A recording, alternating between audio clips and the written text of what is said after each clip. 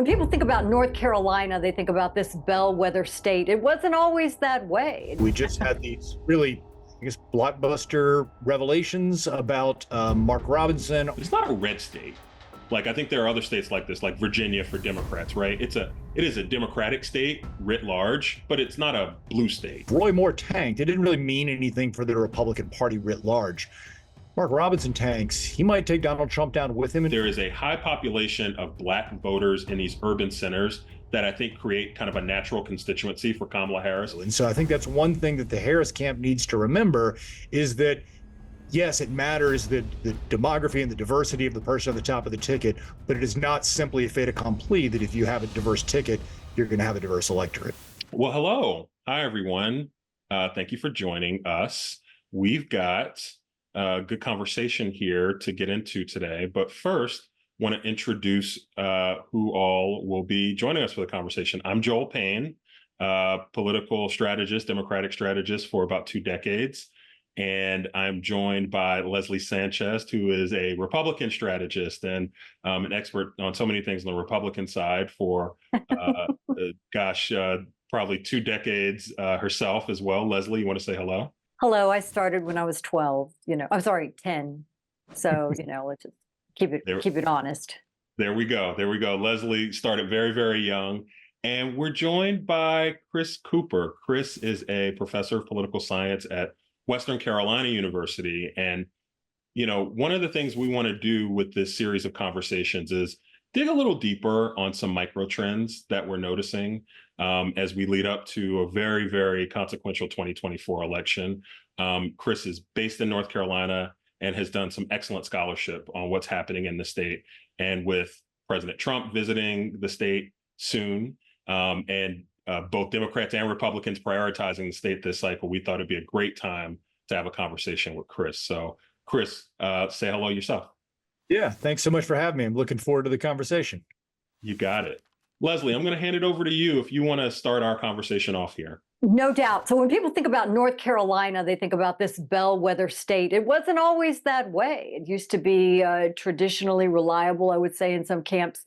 And now this breakdown, this demographic change has shifted party alliances and certainly the amount of dollars and attention that are going into this state. But it's not always for the reasons people suspect. And when you get into a conversation and you start talking to Chris, Professor Cooper, you really realize there's so many layers to why North Carolina is in play. And he has a new book talking about the anatomy of a purple state, what is changing in states in the Carolinas, and particularly North Carolina. And so we wanted to have him on and explain to us a little bit about what you're seeing. And let's not forget some of the big topics of the day. There's a lot of hot button issues that have changed. And I think what we've learned from you is it's part of North Carolina's history to have these October surprises and things that really throw the electorate for a loop. What do you find is the top thing you're going to be looking for, Chris, as in these final countdown leading up to November? Yeah, I mean, there's so much, right? My answer is going to be a little bit different now than it would have been even 48 hours ago, right? So we just had these really, blockbuster revelations about Mark Robinson, our gubernatorial candidate, current lieutenant governor, who is facing a series of scandals, the likes of which I haven't seen this side of Roy Moore.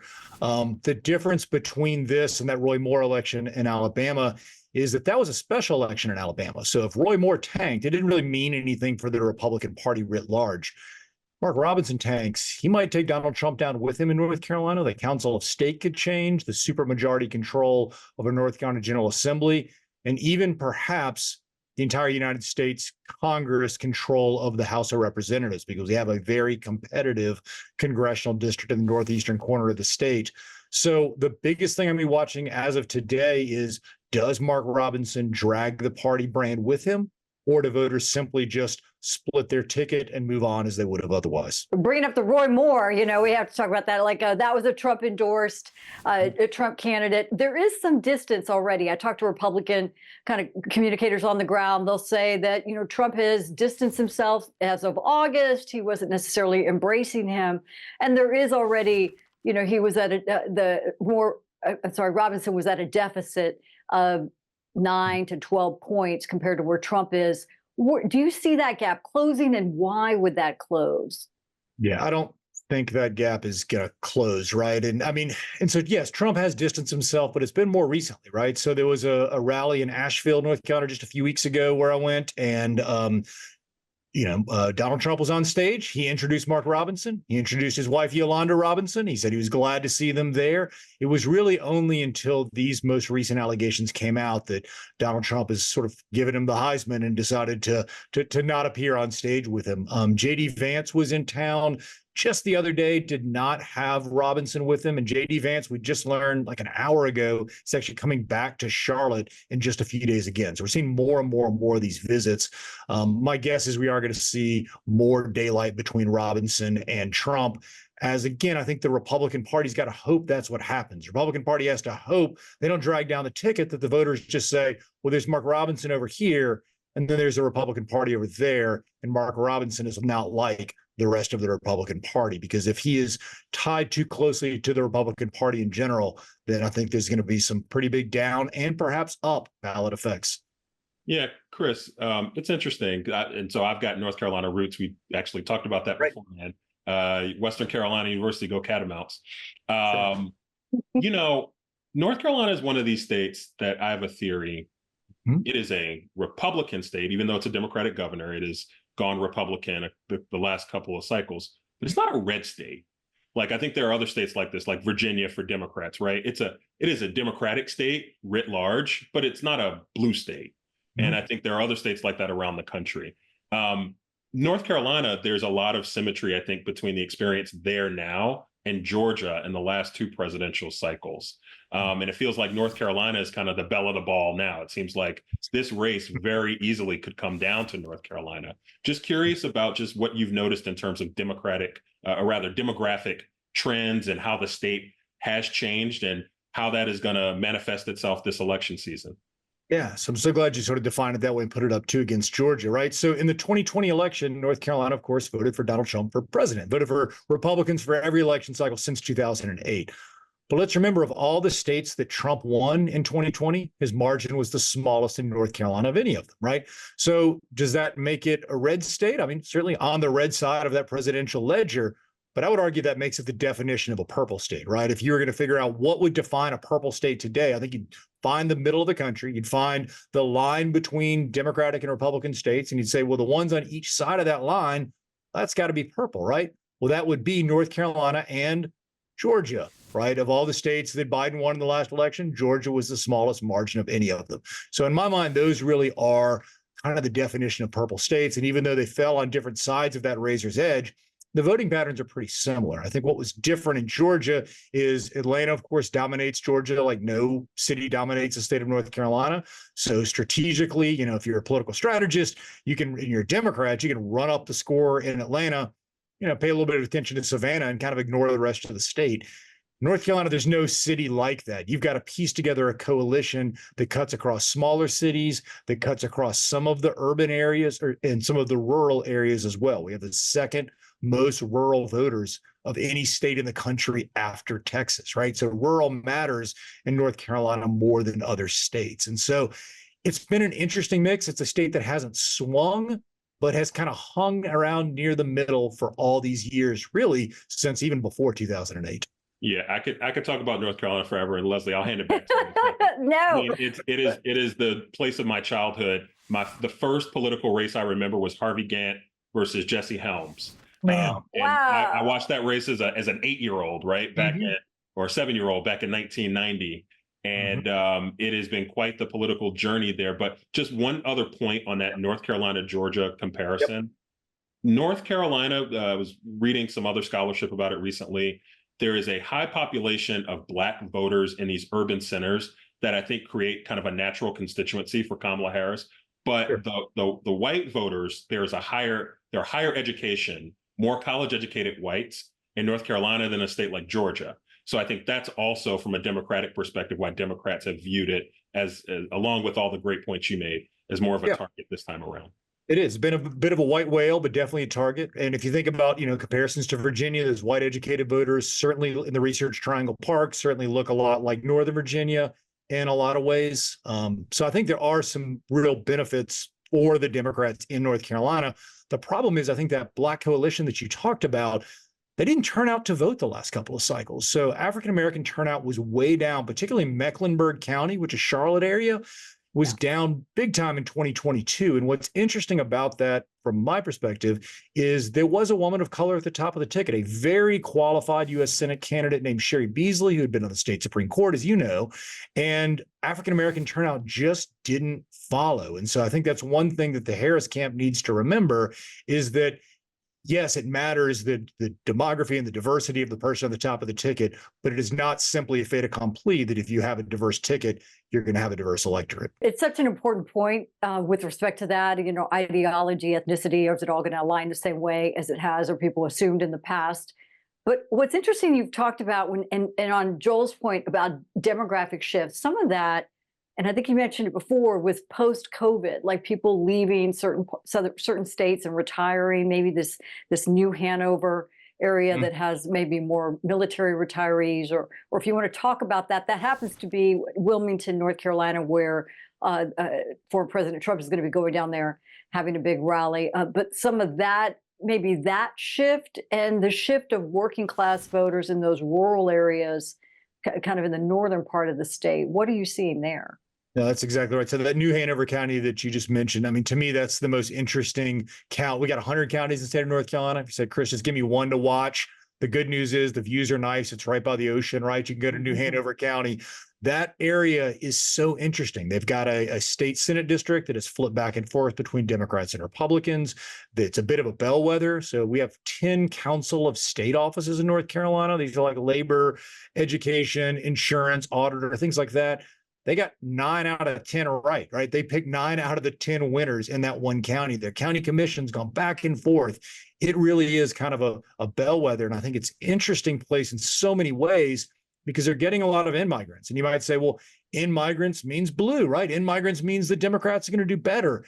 And the reality is these in-migrants aren't super lefty in-migrants, right? These are often folks, like you said, that are military, that might lean a little bit more to the right. So you're seeing almost this like movement of purple into this county that just makes it a fascinating little microcosm for the state. And I think, again, the sort of trends there are definitely the ones that are most worth watching in my mind. One other question that I've got, I'll maybe kind of bind two together. One, just maybe a shout out to a race that I remember from about a decade ago was the late Kay Hagan.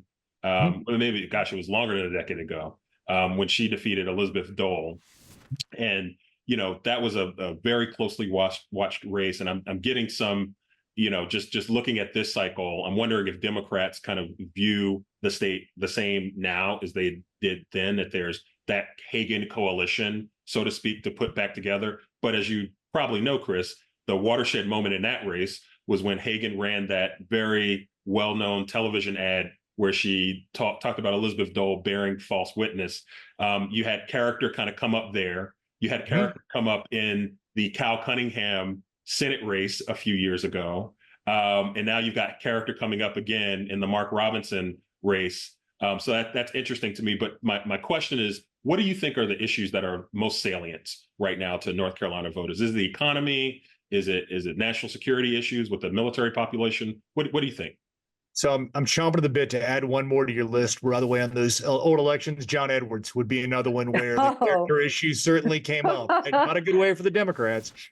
But all right, so to answer the actual America's, yeah, we remember that part, yeah.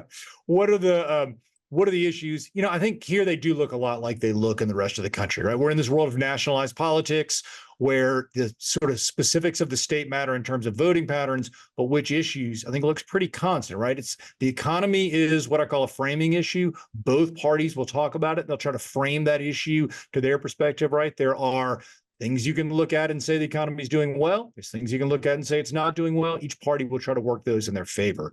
Then there's what I call the agenda setting issues, right? The ones where one party wants to talk about that issue and the other party wants to talk about anything other than that issue.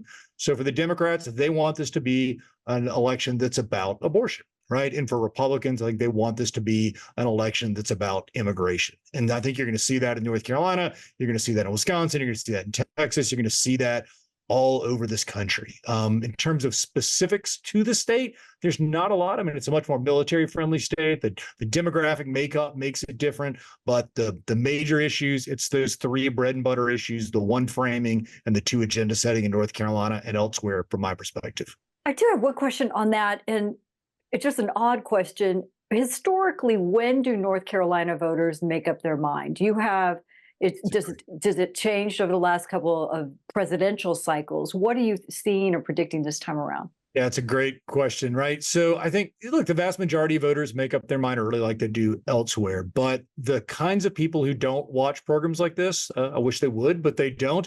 Those are the ones that make up their minds late, right? And those are the persuadable voters that are out there. So I've read, for example, on this Mark Robinson stuff, a lot of media commentary, people saying, we already knew this stuff about Mark Robinson. It's not that far from these other sort of allegations. And that's true if you refresh Twitter every 12 seconds. But if you're the kind of person who cares about college football more and you sort of get your politics as a byproduct of paying attention to other things, this does seem like new information. And those are the folks that are going to make decisions later. And so I think we're going to see a fair number of late decision makers, particularly on this gubernatorial election. Again, these council of state offices may not seem like nationally relevant. I totally get it. But these are critically important, and the Republican Party, for good, bad, or indifferent, has some pretty extreme candidates that are running for some of these, including a woman named Michelle Morrow, who's running for superintendent of public instruction. She actually beat a Republican incumbent in the primary, and now she's gotten into all sorts of hot water for some of her own statements about January 6th, about thinking Barack Obama should be killed, and a variety of other kinds of statements. And so again, the late decision making may happen there because most people aren't clued into the superintendent of public instruction race. Well, look, I know our time is not unlimited with you, Chris, and we've got plenty of other stuff to do. I'm just curious if, just as a concluding thought, as we come down the last 40 some odd days down the election, just what are you looking for? What are some indicators, or what are some kind of canaries in the coal mine that if folks want to be smart on North Carolina, they should be looking for? You pointed out, obviously, the bellwether counties, but other kind of, cross-pressure microtrend issues for North Carolina that you think come to the surface. Yeah, well, look, we got a ton of polling in North Carolina recently. The good news is you can watch those crosstabs, right? And what I mean by that is once you break it down after the top line stuff, so right now between 8 and 12% of Trump voters were also going to go for Josh Stein, the Democratic candidate for governor. So I want to see, does that number increase, decrease, stay the same? Like, I'm absolutely going to be watching that.